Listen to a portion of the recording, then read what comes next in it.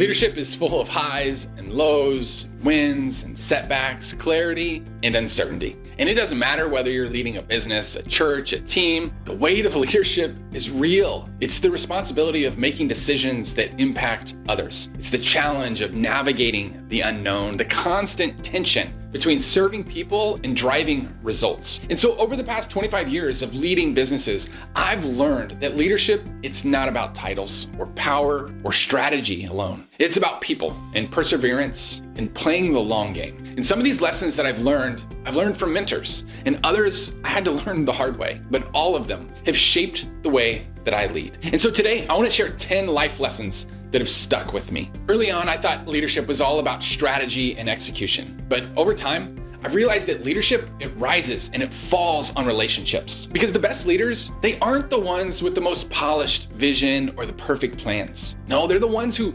genuinely care about the people that they lead. It's not about what you can accomplish alone. It's about what you can build together. And there was a time when I felt like I needed to have all of the answers, but I've learned that the best leaders ask great questions. They listen well and they admit when they're wrong. Humility, it's not a weakness. It's a leader's greatest strength. And when you lead with humility and openness, you create a culture of trust and collaboration and growth. And the third lesson that I learned is that consistency builds trust. One great moment won't make you a great leader, and one bad day won't break you, because leadership is about showing up again and again. And your team, your customers, your congregation, they need to know that they can count on you. And if you want to earn trust, be reliable. Do what you say that you will do, and do it consistently. And patience leads to growth. One of the hardest lessons that I've learned is that real growth takes time. Whether it's growing a business or developing a team or leading a church, nothing sustainable happens overnight. I've seen leaders burn out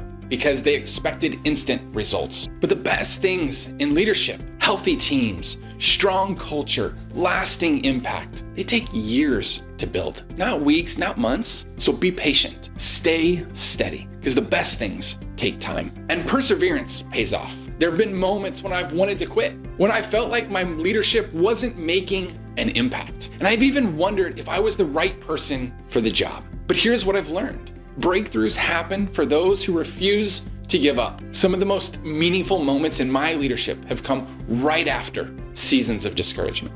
When it feels hard, when it feels thankless, stay the course, because you never know what's on the other side. And I've learned that faith carries you. Leadership will take you through seasons of confidence and seasons of doubt. And there will be moments when everything falls into place, and then there's those moments when nothing makes sense. And the only thing that sustains me through this is faith. Faith in the process, faith in the team, faith in God's bigger plan. And of course, there are some things that you can control, but most of life in leadership, it's about trusting the unseen and moving forward anyway. And I've learned that balance is key. For a long time, I thought working more meant accomplishing more. But burnout isn't proof of hard work. It's proof of unsustainable habits. I've learned that balance, it's not a luxury, it's a requirement for longevity. And you can chase success all you want, but if it comes at the expense of your health or your family or your well-being, it's not worth it. The best leaders, they protect their time, they set boundaries, and they build organizations that serve people, not just profits or programs. And I've also learned that empathy